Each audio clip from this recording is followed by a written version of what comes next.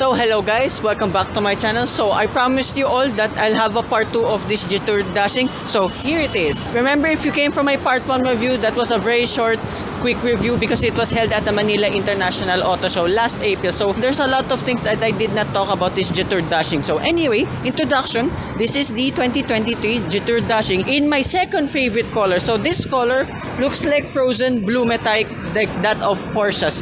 Very interesting color choice over here. So of course, everyone's saying now with every review of this Jetour Dashing, it looks like a Lamborghini yours. I do not blame them whatsoever, and I literally said that too when I did my part 1 review of this. So you get a very aggressive look over here, and it's one of the most distinct looking crossovers on our roads today, I have to say. You get LED lights over here, LED DRLs, and I like there's a drive your future motto of Jetour here in the LED lights. The ground clearance is among the lowest ones in its class at 160 millimeters, but I would say it's still decent enough. And yeah, I cannot stop looking at this.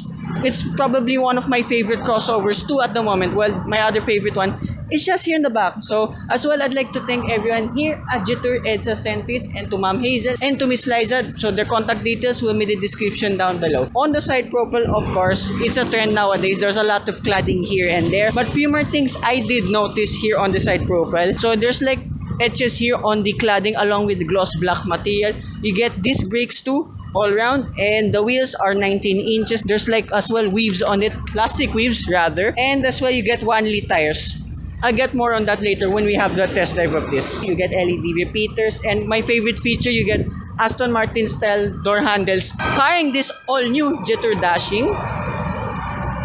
Oh yeah, I didn't show you this too in the Manila International Auto Show. This has a Koenigsegg style key. I've never seen that in any other crossover so far to date.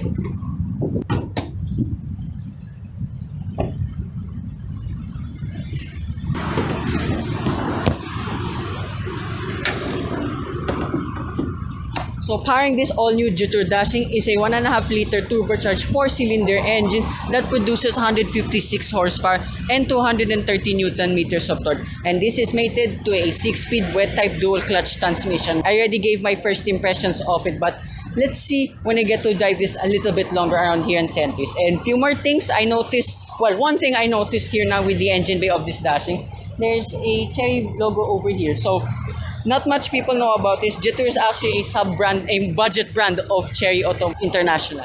After she passes, because she has no idea, there's a tripod. So here now at the rear of the Jetour Dashing, so a lot more cues now from Japanese crossovers. So the LED taillight assemblies here look like now that of the Lexus NX and RX, the older ones I made.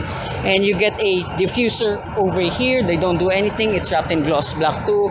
And as well, you get spoiler above here. And then there's like a camera over here, but your reverse camera is over here. More on the specking of this later when I get in the interior. So open this boot up.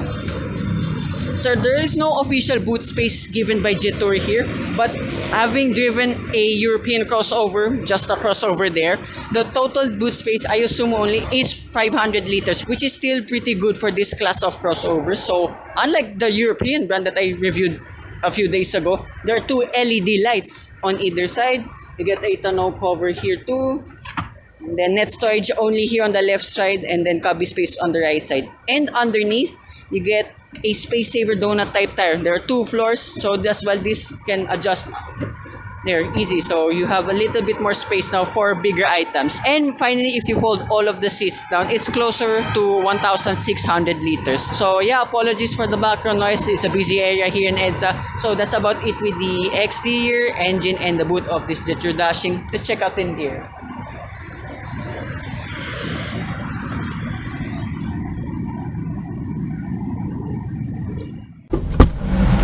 So this is the interior of the all-new Jetour Dashing.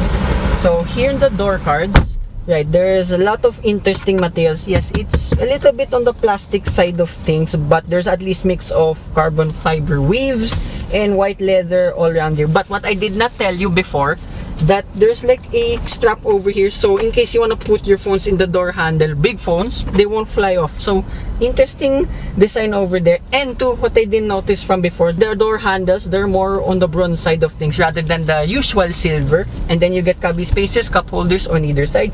My big water jug just about fits. This is your start stop button. Let's talk about the biggest talking point of this Jetour Dashing. Yes, it's very simplistic here. I mean, just look at the dashboard. Yeah, I love the design here and there, but everything has to be controlled here in the infotainment system. Like, again, the European car that I just reviewed, well, I will disclose it, BMW. Yeah, everything has to be controlled here in the infotainment system, like from your air conditioning. I got used to it pretty quickly, but what annoyed me the most, just being honest only, is your drive modes. It's just right here all the way on the right side. You have to press this, car settings, and then like for it to load a bit, and then there's your driving mode, sport and eco only, but at least it makes up for it. You have ambient lights and other driving assist over here. And then for your 360-degree camera, rather 540-degree camera, okay, it's really responsive. And then here's your 2D camera, the quality is alright too. And then if you switch to 3D, you can rotate the angle from touching the screen or the buttons here for a little bit more accuracy. And then here's, you can delete the car if you want, and then remove the guidelines. Sadly, for this infotainment system though, there is no Apple CarPlay nor Android Auto. However, there is a CarBit mirroring system, so you can link any phone if you want. And then the maps, pretty responsive too. It looks like more on the Google side of things. However, to be fair with this Jetour Dashing's infotainment system, I got used to it pretty quickly. Yeah, having driven BMWs few days ago, yeah, it's okay, I would say. You know where everything is already, and having driven this twice now, yeah, I got used to the infotainment system pretty quickly. So back here again in the center, there's no physical buttons whatsoever. However, I like it though because it gives it a clean look. So here now in the left side of the dashboard, you have your electronic parking brake and a cubby space just down below. So yet again, weirdly, there's no manual handbrake, or the electronic parking brake is not located here in the center console, but it's just a small nitpick only. And then here, my big complaint too with the part 1 review, you have a very small digital instrument cluster. However, it's alright though, it's very clear. I only can see the speed, the gearing, and the tachometer, but anyway, I just wish it's just a little bit bigger. So here now in the steering wheel too, very simplistic yet again. So you have your cruise control functions on the left side, and then your volume adjustments and your voice command button on the right side. So if you notice what I said there, there's only cruise control for this Jetour Dashing. So unlike some of the markets which has ADAS already, compared to like we did Jetour Dashing Hybrid. So I cannot wait if Jetour Philippines will bring that here to our market. So stay tuned for that. Back here in the center console, you have a 12-volt socket, USB port, USB-C port, and a wireless charging pad. The pad here is really large. You can fit two of my phones, well, two and a bit of my phone. And then here around the gear shift, very simple yet again. And then you have your hazard button right here. It's a bit weird, it's on here on the center console, not here in the middle. Yet again, very similar with BMW. Anyway, you have a cubby space here, just enough for a key or if you want to put coins, and then cup holders yet again with ambient lights around them. There's grips on it. My big water jug just about fits. Center console box, okay, it's pretty decent. You have a cooler system and two USB ports. Interesting that this has a fridge. And then above here, you have your LED lights, 4 of them, sunglasses holder, and then controls for your sunroof.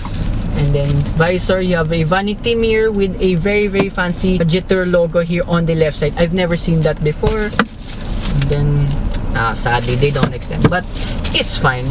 So another interesting to talk about with this sorry, with this Jetour Dashing is the color choices here in the interior. So if you remember my part 1 review, I drove a red one with black and red stitching, and then black steering wheel too. But if you get this frozen blue metallic, I'll just call it like that anyways, you get white seats over here. Yes, they're still on the sportier side of things. You get electronic adjustments for both front seats, and then the bolstering in between the sporty and comfort side of things. But anyway, if you've seen my part 1, I enjoyed driving this, so I cannot wait to drive this yet again. So another thing, if you get the gray, it's all black again. So it's up to your choice on what color you want, because it will change here all in the interior, like the colors of the seats. I wish you can option it per car. Example, like I want the red one but white seats or red seats, example only. And what I did not show you too in my part 1 review, I thought this was your sensor for your cruise control, but it's actually your indicators, which I find very cool. I've never seen that design in any vehicle so far. So yeah, that's about it here in front of this Jetour Dashing. Let's go to the rear seats. So these are the rear seats of the Jetour Dashing.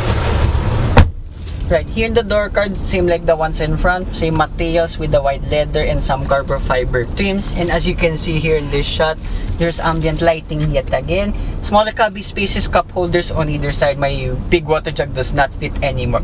An interesting point now from my part 1 review, thank you Julian Dumpit, you have a voice command button right here. So your microphone is just above over here. You get LED light too right in front. Then let's try out this voice command button. I am ready. Open all windows. It works this time. Close all windows. Alright, so I'm not sure what happened in the part 1 reviews. It was a little bit inaccurate. However, if you just stretch a bit and go near to the mic, it will respond to my command. Interesting. I wonder what else you can do here. I am listening. Maximize air conditioning.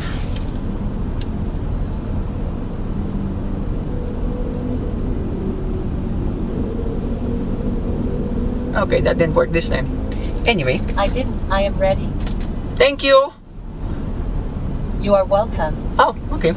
So I didn't read the air conditioning bit, but again, it's fine.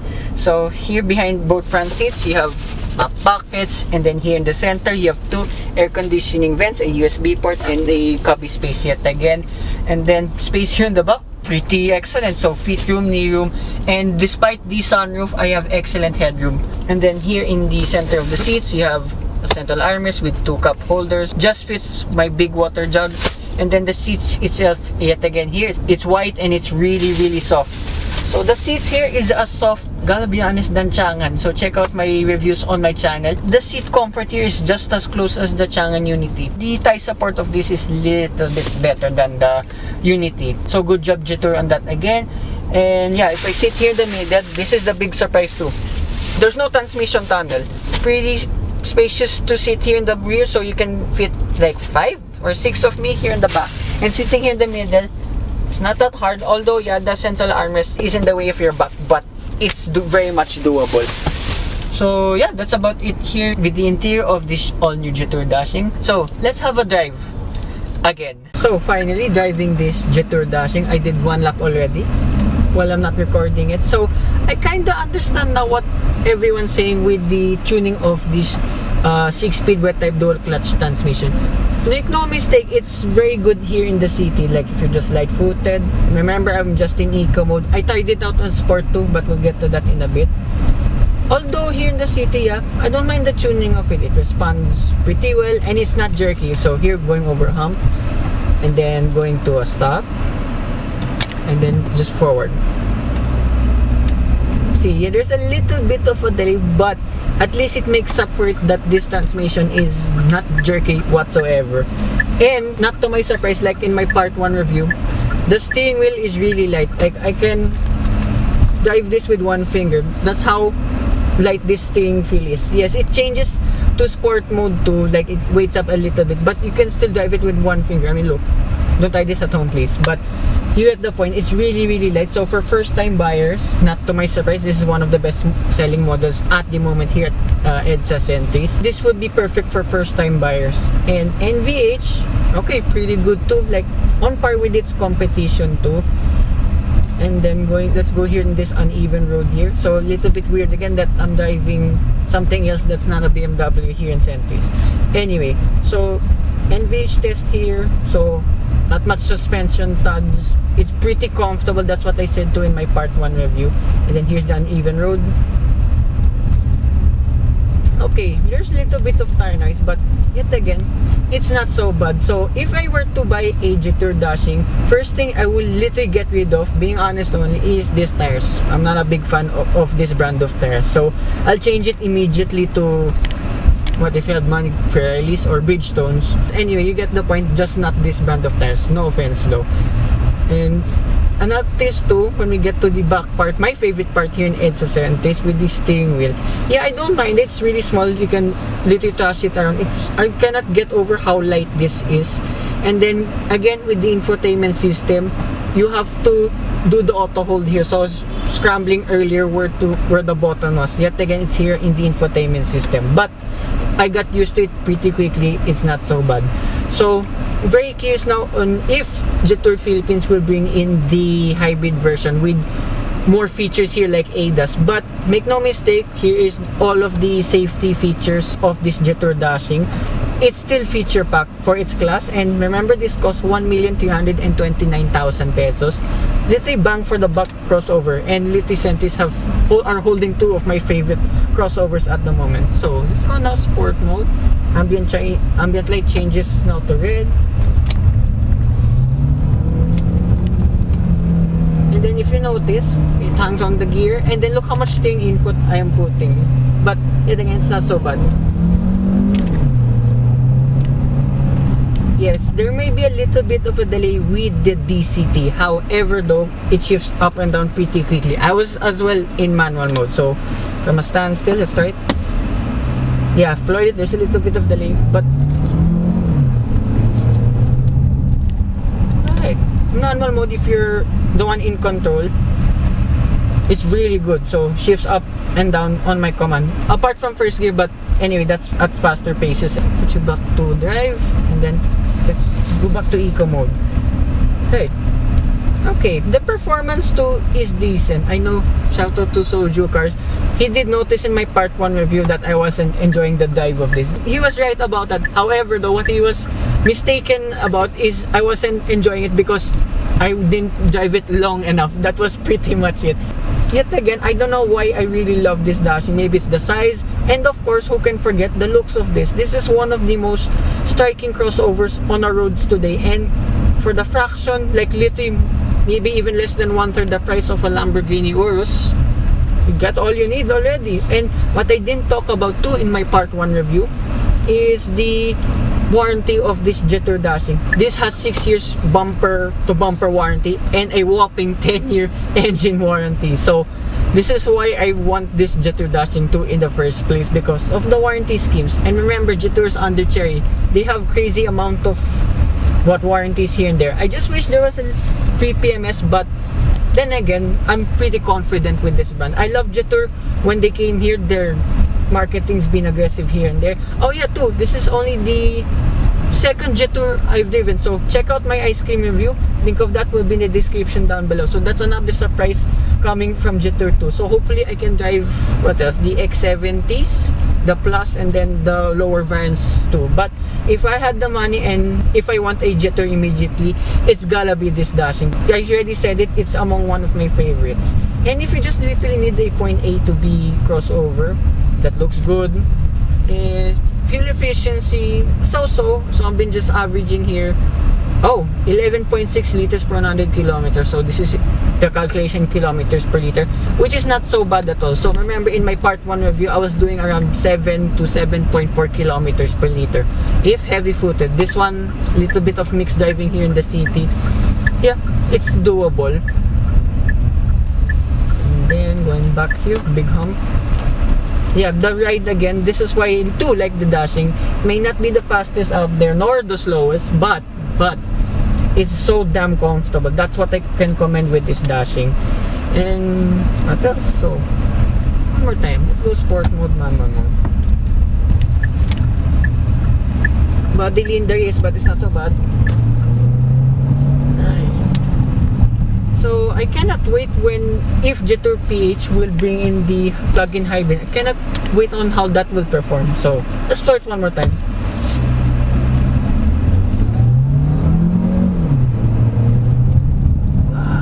Yeah. So you get the high speeds in surprisingly no time. The performance, as I said, is really decent. So that concludes my review. Finally, a full review of this Jetour Dashing Part 2. So I'd like to thank everyone here at Jetour EDSA Centris, Ma'am Hazel, Miss Liza, and Sir Tim over here who assisted me in this test drive. So all of their contact details will be in the description down below. So hope you guys like and subscribe, and I will see you with more future car reviews and more Jetour reviews coming right up. Bye bye.